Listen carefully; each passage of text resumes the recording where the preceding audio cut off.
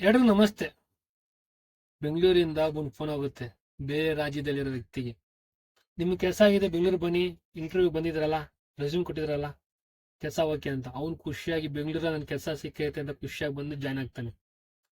ಕೆಲಸದವ್ರು ಒಂದು ಫ್ಲಾಟ್ ಕೊಡ್ತಾರೆ, ಅಥವಾ ಇವನೇ ಒಂದು ಫ್ಲಾಟ್ ತಗೋತಾನೆ.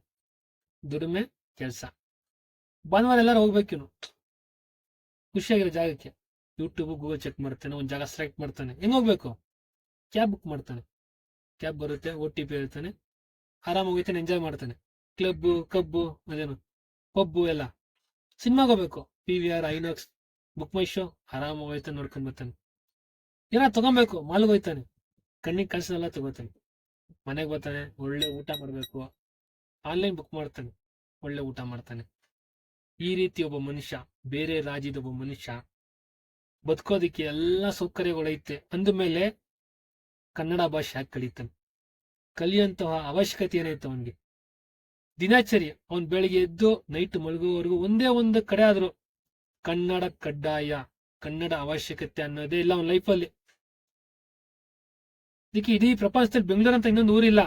ಭಾಷೆ ಗೊತ್ತಿಲ್ಲ, ಚರಿತ್ರೆ ಗೊತ್ತಿಲ್ಲ, ಪರಂಪರೆ ಗೊತ್ತಿಲ್ಲ, ಕನ್ನಡದ ಏನೇನು ಗೊತ್ತಿಲ್ಲ ಅನ್ನೋ ವ್ಯಕ್ತಿ ಬೆಂಗಳೂರಲ್ಲಿ ಬಿಂದಾಸಾಗಿ ಬದುಕ್ತಾನೆ.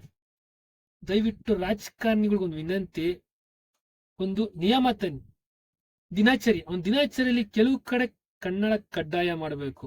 ಹೆಂಗೆ ಅಂದ್ರೆ ಸಿನಿಮಾ ಥಿಯೇಟರ್ ಹೋಯ್ತಾನೆ, ಕನ್ನಡದಲ್ಲಿ ಕೇಳಿದ್ರೆ ಮಾತ್ರ ನಾನು ಟಿಕೆಟ್ ಕೊಡೋದು. ನಿನ್ಗೆ ಹೋಟ್ಲು ಹೋಯ್ತಾರೆ, ಕನ್ನಡದಲ್ಲಿ ಮಾತಾಡಿದ್ರೆ ಮಾತ್ರ ನನಗೆ ಊಟ ಕೊಡೋದು.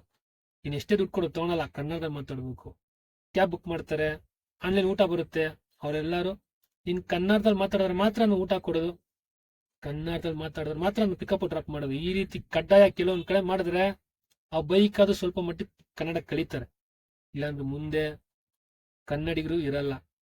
ಆ ಬೇರೆ ರಾಜ್ಯದವರೇ ಸೇರ್ಕೊಂಡು ಅವ್ರ ಕಡೆಯವ್ರನ್ನ ಒಬ್ಬನ ಎಲೆಕ್ಷನ್ ನಿಲ್ಸಿ ಗೆಲ್ಸಿ ಅವ್ರ ಇಷ್ಟ ಬಂದಾಗ ಇದ್ಬಿಡ್ತಾರೆ. ಬೆಂಗಳೂರು ಕರ್ನಾಟಕದ ಆಗಲ್ಲ, ಹಂಗಾಗ್ಬಿಡುತ್ತೆ. ದಯವಿಟ್ಟು ಈಗಿಂದಾನೇ ಸೀರಿಯಸ್ ಆಗಿ ತಗೊಳ್ಳಿ. ಮುಂದೆ ಸೀರಿಯಸ್ ಆಗ್ತೀನಿ ಅಂದ್ರೆ ಆಗಲ್ಲ. ಯಾಕಂದ್ರೆ ಇಲ್ಲಿರೋ ಜನರೇ ಒಗ್ಗಟ್ಟಿಲ್ಲ. ಮೊದ್ಲು ನಾವು ಒಗ್ಗಟ್ಟಾಗಿ ನಿಂತ್ಕೊಬೇಕು. ಕನ್ನಡಿಗರಿಗೆ ಮುಂದೆ ಉಳಿಗಾಲ ಇರಲ್ಲ. ನಾನು ಪ್ರತಿದಿನ ಒಬ್ಬ ನೋಡ್ತಾ ಇದ್ದೆ, ಬೆಳಗಿನ ಜಾವ ಬರೋನು ಬಿಂದಾಸ ಬದುಕೊಂಡು ಒಂದೇ ಒಂದು ಪದ ಬರ್ತಾರಿಲ್ಲ ಅವ್ನ ಬಾಯಲ್ಲಿ ಕನ್ನಡ. ಅವ್ನ್ ಹೆಂಗ್ ಬದುಕ್ತಾನೆ ಅಂದಾಗ, ತಿಳ್ಕೊಂಡಾಗ, ಅವನ ಬಗ್ಗೆ ಯೋಚನೆ ಮಾಡಿದಾಗ ಈ ರೀತಿ ದಾರಿ ಕಾಣಿಸಿದ್ರು. ದಯವಿಟ್ಟು ಕಡ್ಡಾಯ ಮಾಡಿ, ಕನ್ನಡನ ಕಡ್ಡಾಯ ಮಾಡಿ, ಕನ್ನಡ ಉಳಿಸಿ.